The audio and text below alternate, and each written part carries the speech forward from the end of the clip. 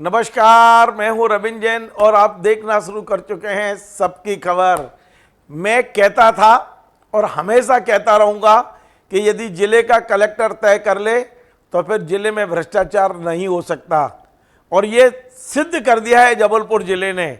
जबलपुर के कलेक्टर दीपक सक्सेना ने भ्रष्टाचारियों पर ऐसी नकेल कसी है कि एक झटके में 73 भ्रष्टाचारी पकड़े गए हैं। 12 अलग अलग थानों में एफआईआर की गई है।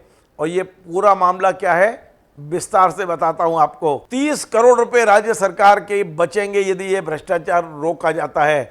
मैं आपको बताऊं, जबलपुर और जबलपुर के आसपास पिछले कई वर्षों से वहां धान खरीदी में जो भ्रष्टाचार हो रहा है, धान के परिवहन में जो भ्रष्टाचार हो रहा है, जो राइस मिल वाले भ्रष्टाचार कर रहे हैं, गोडाउन और राइस मिल वालों की जो मिली भगत चल रही है, इसमें सरकारी कर्मचारी भी शामिल हैं। इस तिकड़ी को तोड़ने का काम कर दिया है जबलपुर कलेक्टर ने। जबलपुर कलेक्टर कई दिनों से इस पर नजर बनाए हुए थे और इस बार उन्होंने जो जांच कराई है और जांच की जो रिपोर्ट मेरे हाथ आई है, आप देखिए 30 करोड़ रुपए का भ्रष्टाचार पकड़ा है और 73 लोग अब जेल जाने के मुहाने पर खड़े हैं। यद्यपि 22 लोग कोऑपरेटिव सोसाइटी के भी हैं, वो उनके खिलाफ भी कार्रवाई के लिए पत्र लिख दिया गया है। लगभग 100 लोग इस दायरे में आ रहे हैं। और ये पूरा मामला क्या है मैं आपको बता दूं। ये पूरा मामला है जो गोडाउन में धान रखा हुआ है, जो धान खरीदा गया है, सरकारी धान की खरीदी हुई है और गोडाउन में रखा गया है। उस धान को जो मिल मालिकों को दिया जाता है मिलिंग करने के लिए, उसके बीच में वो धान गायब हो जाती है, वो बाजार में बिक जाती है। और इसको बड़ी मतलब एक तरह कह सकते हैं सूक्ष्म जांच के बाद कलेक्टर साहब ने आखिर पकड़ लिया है। कलेक्टर साहब ने इसके लिए जो टीम बनाई थी, उस टीम ने कलेक्टर साहब को 2510 पेज की रिपोर्ट दी है। 73 आरोपी बताए गए हैं, सब पर एफआईआर हो गई है। अब मैं आपको बताता हूं ये मामला क्या है। दरअसल ये मामला है जबलपुर में अंतर जिला मिलिंग धान परिवहन को लेकर जो घपले हो रहे थे, घोटाले हो रहे थे, क्योंकि मध्य प्रदेश नागरिक आपूर्ति निगम इसमें डीओ देता है, जो रिलीज आरओ देता है, जो रिलीज ऑर्डर है। इसमें कुल 17 धान मिलों के मालिकों के खिलाफ एफआईआर हो गई है, क्योंकि ये मिल मालिक मिलिंग करने के लिए ये जो धान लाते हैं वो रास्ते में बेच देते हैं या उठाते ही नहीं है, केवल पेपर पे ही ये काम हो रहा है। वहाँ पर जो बताया गया है कि Madhya Pradesh civil supply corporation ने ऑनलाइन पोर्टल के अनुसार कुल जो धान उठी थी गोडाउन से, वो 14,000 मेट्रिक टन उठी थी। लेकिन आप जानते हैं 13,000 मेट्रिक टन तो उठी ही नहीं है।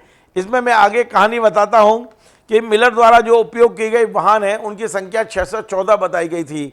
यानी जिन ट्रकों से ये धान गई है उनकी संख्या बताई गई थी 614। ये सारा चीज़ें ऑनलाइन डली हुई हैं।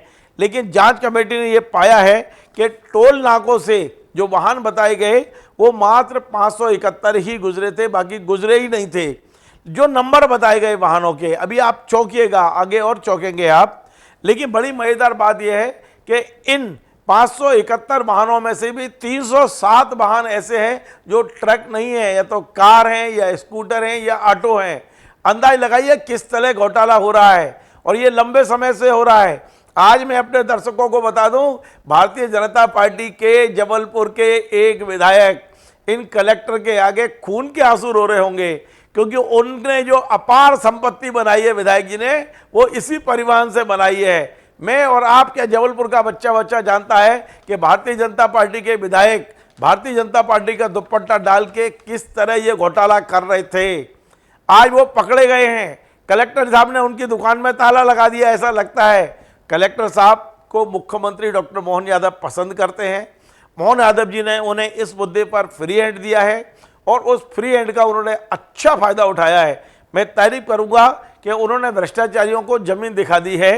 अब मैं आपको बताता हूं, जो वाहन थे ही नहीं, ट्रक थे ही नहीं, छोटे छोटे वाहन थे, उनकी संख्या 307 है।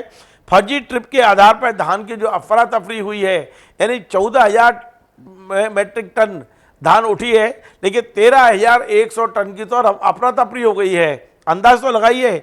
और इस धान में जो घपला हुआ है, जिसकी जो राशि आ रही है, वो 30 करोड़ 14 लाख रुपए की राशि आ रही है। अंदाज लगाइए किस तरह से ये घपले हुए हैं।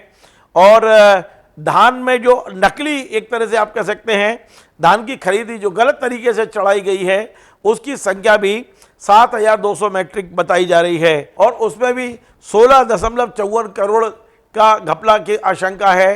पहले 30 करोड़ की, फिर 16 करोड़ की, आप मान के चलिए 40 करोड़ रुपए का घोटाला पकड़ में आया है। मैं आपको स्क्रीन पे वो पूरी रिपोर्ट दिखाता हूं जो कलेक्टर साहब ने भोपाल के लिए तैयार की है, शायद मीडिया के लिए भी तैयार की होगी। मेरे हाथ ये 44-45 पेज की रिपोर्ट पूरी मेरे पास है। इसमें कौन आरोपी है, नाम क्या है, पता क्या है, सब कुछ इस रिपोर्ट में लिखा गया है। अब मुझे जो बताया गया है कि जो राइस मिल मालिक हैं 17, सब पे एफआईआर हो गई। बहुत बड़े पैसे वाले बन गए थे ये लोग, यही भ्रष्टाचार कर करके ये धान उठाते थे, बाजार में बेच देते, मिलिंग होती नहीं थी, बड़े पैसे वाले बने थे। 17 की 17 पर एफआईआर हुई है। इसके अलावा 25 सोसाइटी उपार्जन केंद्र की जो सोसाइटी हैं उन सोसाइटियों के 44 कर्मचारियों पे भी एफआईआर हो गई है ना।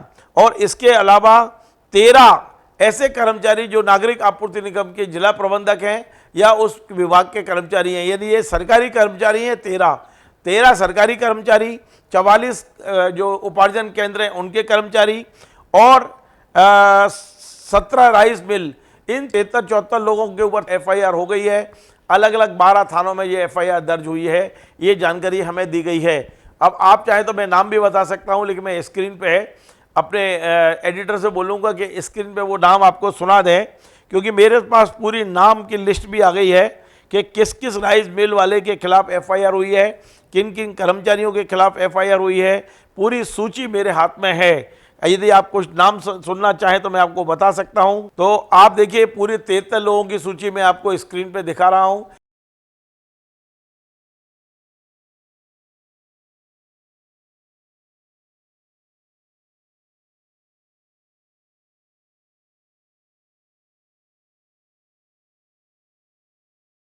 ये 73 लोगों के खिलाफ एफआईआर हो गई, गिरफ्तारियां होंगी, इन्हें जमानत करानी पड़ेगी। अब जो भी होगा, फिलहाल अब हड़कंप मच गया है। जबलपुर और जबलपुर के आसपास के जो राइस मिल हैं सब में हड़कंप मचा हुआ है। इन राइस मिलों में ताला लगने की स्थिति बन जाएगी, क्योंकि ये भ्रष्टाचार किए बगैर रह नहीं सकते हैं। आज 73 लोगों पर भ्रष्टाचार की जो एफआईआर हुई है, अब आप जानते हैं कि इसी मुद्दे पर ईओडब्ल्यू भी जाँच कर रही है।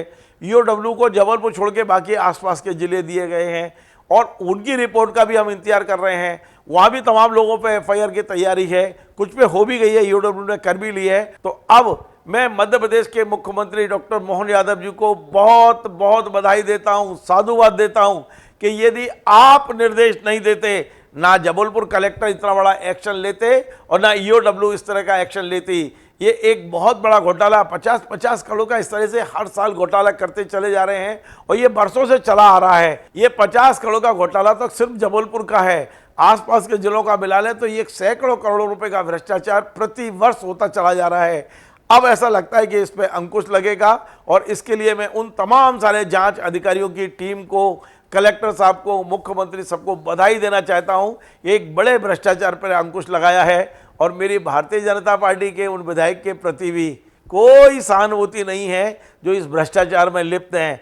मैं बार बार बोलूँगा, आपने भगवा दुपट्टा गले में डाल के जिस तरह से लूट मचाई थी, आपके तो खैर संपत्ति जब्त होना चाहिए, लेकिन ठीक है, आपने भारतीय जनता पार्टी का चोला पहन रखा है, बीजेपी के आप विधायक हैं, लेकिन बीजेपी के सब लोग जानते हैं। और बड़ी मज़ेदार बात यह है कि भारतीय जनता पार्टी के ही वरिष्ठ नेता जो इस समय पाटन से विधायक हैं, अजय बिश्नोई जी, वो इस भ्रष्टाचार के खिलाफ कमर कसे हुए थे।